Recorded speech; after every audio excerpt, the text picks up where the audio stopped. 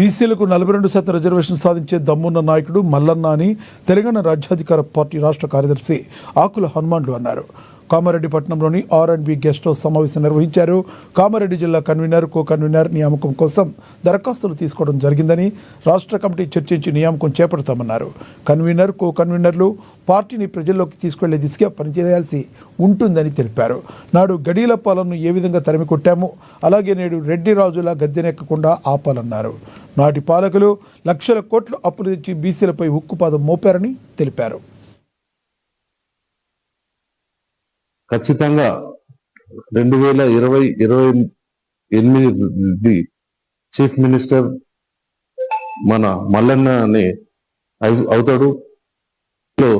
మన మల్లన్న దమ్మున్న లీడర్ కాబట్టి ప్రజల్లోకి ఇప్పటికే వెళ్ళిపోయాడు. ఖచ్చితంగా మల్లన్న సీఎం అవుతాడు. సీఎం చేసుకుందాం. ప్రజల్లోకి మన తెలంగాణ రాజ్యాధికార పార్టీని తీసుకుపోదాం.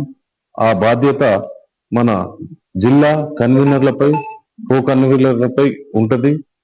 ప్రజలతోని మమేకమై చాలా స్మూత్గా, మృదువుగా మన యొక్క వాదాన్ని జై మల్లన్న, జై